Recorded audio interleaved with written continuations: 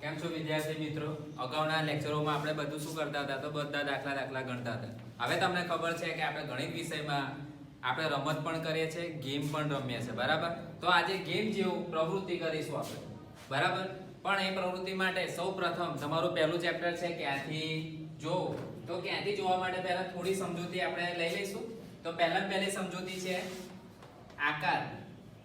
હવે આજે તમારે શું કરવાનું છે? તો જે પ્રવૃત્તિ છે એ પ્રવૃત્તિ તમારે મારી જોડે જ કરવાની છે. તો પહેલી પ્રવૃત્તિ આપણે કરીશું આકારોની. હવે હું બોર્ડ પર જેમ દોરું એમ તમે તમારી નોટમાં દોરવાનું મારી જોડે અને મારી જોડે તમારે શું કરવાનું? કલર પૂરી દેવાના.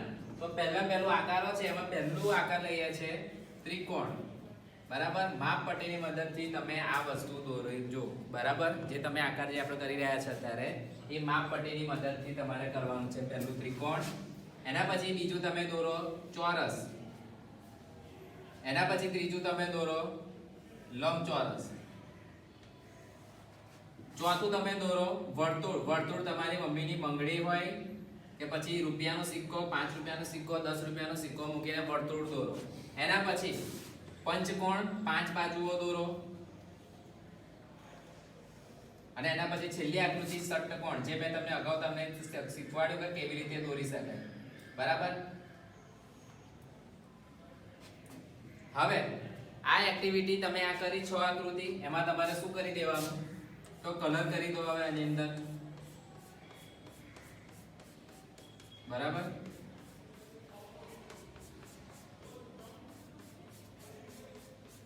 આ એક્ટિવિટી તમારી પહેલી આપણે કરી. કલર તમે બધામાં અલગ અલગ કરી દેજો. અને હવે તમને ખબર પડવી જોઈએ કે કયો આકાર કયો છે, બરાબર? એનું નામ શું છે, એની વ્યાખ્યા શું થાય છે. પરીક્ષામાં તમારે પૂછાય કે નીચેના આકારો દોરો અને રંગ પૂરો. પણ એ આકારો માટે તમને શું આવડવું જોઈએ? તો વ્યાખ્યા. જો તમને વ્યાખ્યા આવડે તો તમને આકાર દોરતા, બરાબર? પંચકોણ અને આ છેલ્લું છે ષટ્કોણ. ચલો, આપણે 6 વસ્તુ પહેલી એક્ટિવિટી આપણે કરી દીધી.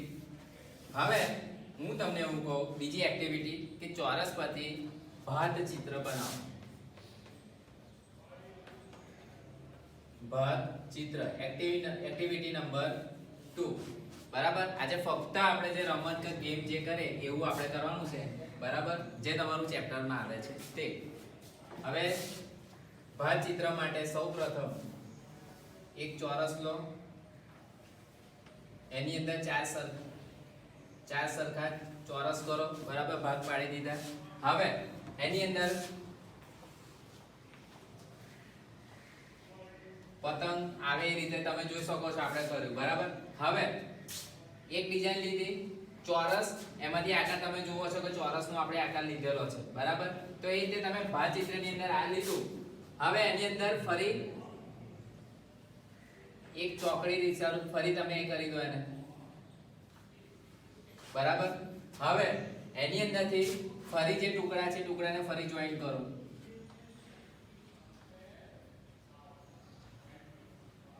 બરાબર? એ ટુકડાને ફરી પાછી આડી લાઈનમાં કરો. હવે તમે જોઈ શકશો કે આપણે એક ચોરસ દોર્યું, એમાંથી ઘણા બધા ચોરસ બને છે પતંગ સ્વરૂપે, બરાબર? આ તમારી એક્ટિવિટી નંબર 2.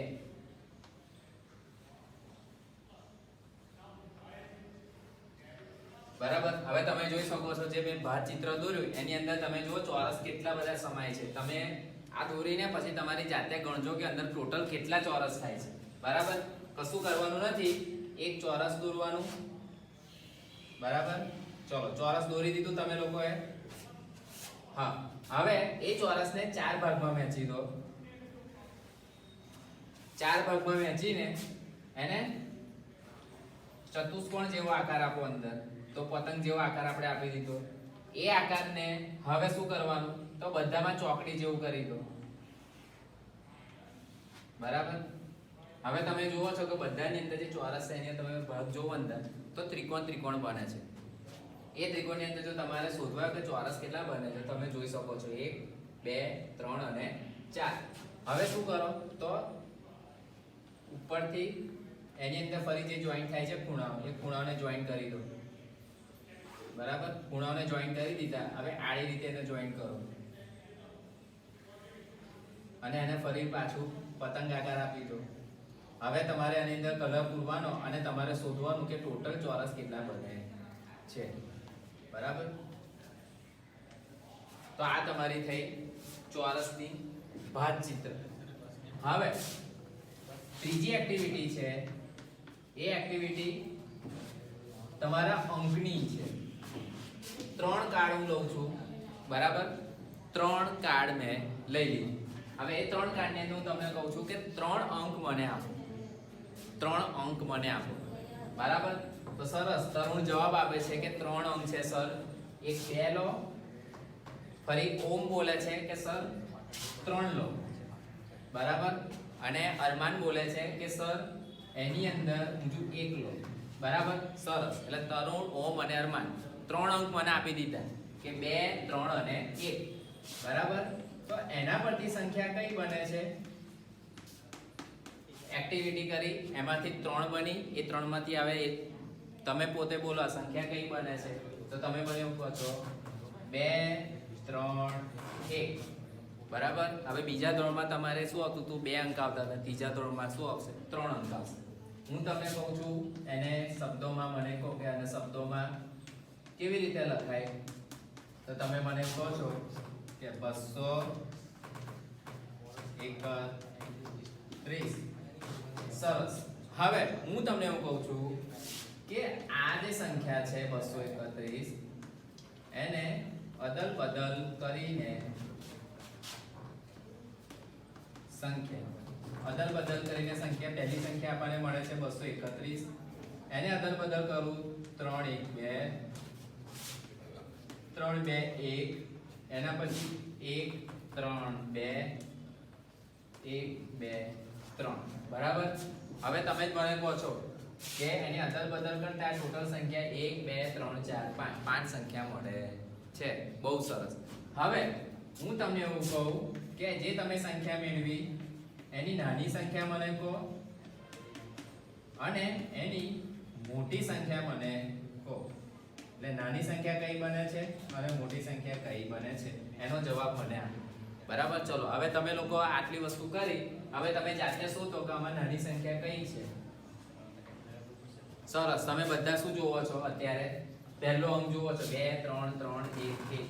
બરાબર. હવે નાની તમે જોવો છો કે 1 1 છે. સંખ્યા નંબર પહેલી, બીજી, ત્રીજી, ચોથી, પાંચમી. ચોથી અને પાંચમી તમે અત્યારે જોવો છો એમાં પહેલો અંક 1 1 છે, સરખો છે. દશકનો અંક 3 અને 2 છે. હા, તમે મને કહો છો સર છેલ્લી જે છે એ નાની સંખ્યા છે. તો આપણે એનો જવાબ મળી ગયો 1 2 3. હવે હું તમને પૂછું છું કે એક સંખ્યા હવે બીજી જે 4 રહી એમાંથી મોટી સંખ્યા શું? તો તમે મને એવું કહો છો કે 3 3 નંબરની જે છે બીજી અને ત્રીજી એ થોડી મોટી છે, પણ એમાં મોટી કઈ છે? તો એના માટે તમે મને એવું કહો છો કે પહેલો અંક સરખો છે એટલે બીજો અંક અમે જોયા છે તો 3 નંબરની જે સંખ્યા છે 321 એ સૌથી મોટી છે. હા, બરાબર. હવે હું તમને એવું કહું કે આ જે આપણે 5 સંખ્યા છે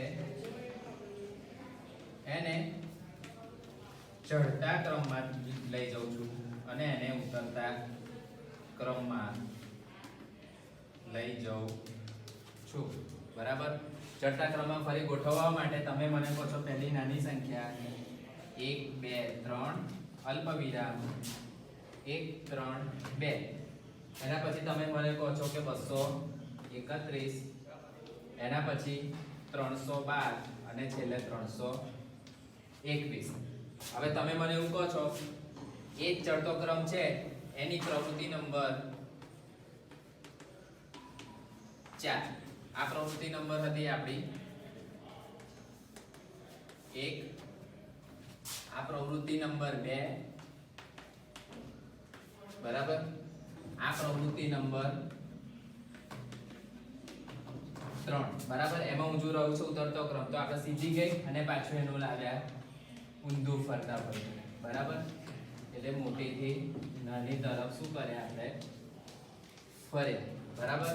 હવે પ્રવૃત્તિ નંબર 4 હું તમને કહું છું કે ચડતો ઉતરતો કોઈ આકૃતિ સ્વરૂપે દર્શાવીએ. ચડતો ઉતરતો જે ક્રમ છે એ આપણે શું કરે છે તો આકૃતિ સ્વરૂપે દર્શાવીએ છે. તો ચલો આપણે એને દર્શાવીએ આકૃતિ સ્વરૂપે. બરાબર. હવે આકૃતિ સ્વરૂપે હું દર્શાવું છું એટલે પહેલા પહેલી લીટી, પછી બીજી, ત્રીજી અને ચોથી, 3 પગથિયા ચડો અને 3 પગથિયા ઉતરો, બરાબર. હવે પહેલી છે 123, એના પછીની સંખ્યા 132, 231, 312, બરાબર.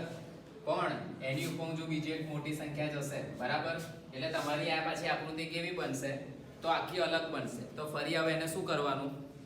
તો એને ફરી આપણે ઊંજું આગળ ફરી નવી રચના કરીશું, બરાબર. આ આકૃતિ કેવી છે? અડધી છે, દાદરો થાય છે, પણ બીજો ઉપર એક દાદરો કેવો રહે છે?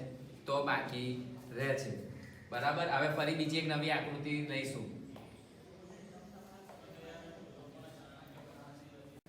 વિદ્યાર્થી મિત્રો, હવે મેં તમને કીધું કે પ્રવૃત્તિ નંબર 4, જે અગાઉ આપણે દોરી પણ કેવી દોરી? આપણે અડધી કરી.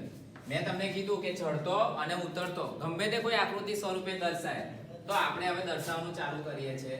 પહેલું, બીજું, ત્રીજું, ચોથું અને પાંચમું.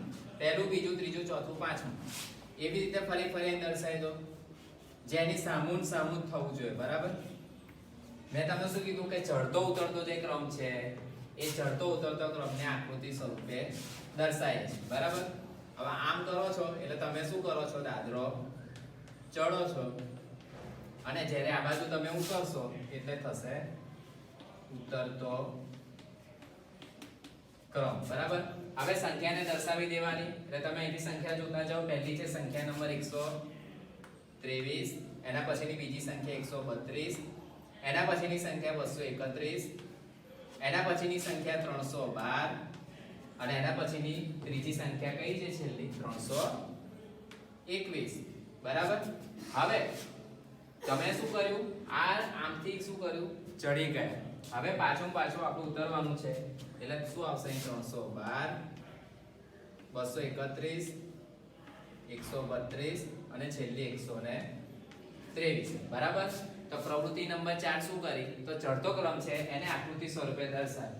સહેલી રીતે આકૃતિ દર્શાવે તમને ખબર, તમે દાદરો ચડો એટલે પહેલું, બીજું, ત્રીજું, તો આપણે નાનીથી મોટી ચડી ગયા અને ફરી ઉતરી ગયા. હા, હવે મને એવું કહો છો કે આ વચ્ચે એક સરખી સંખ્યા કેમ આવે છે? તો એ વચ્ચે સંખ્યા કેમ સરખી? કારણ કે તમે જે પહેલેથી ચડશો તો છેલ્લી સંખ્યા આવશે, અને મોટીથી તોય તમારી સંખ્યા આવશે, એટલે જે સંખ્યા છે સંખ્યા વચ્ચે કેવી આવી ગઈ? તો સેન્ટરમાં એક જ, એટલે આપણે એકવાર લખ્યું. બાકી તો તમે જુઓ છો કે એ સંખ્યામાં ચડો છો અને એ સંખ્યા ઉતરો છો. તો આ તમારી એક્ટિવિટી કઈ હતી? તો એક્ટિવિટી 4. તો વિદ્યાર્થી મિત્રો, આજે આપણે 4 પ્રવૃત્તિ કરીએ. 4 પ્રવૃત્તિ તમારે શું કરવાનું? તમે વિડીયો જેમ જેમ હું દોરતો જાઉં એમ તમારે મારી જોડે દોરવાનું અને કલર કરતું જવાનું. પહેલી આકૃતિ, પછી બીજી પ્રવૃત્તિ, ત્રીજી અને ચોથી શું હતી? તો ચડતો ઉતરતો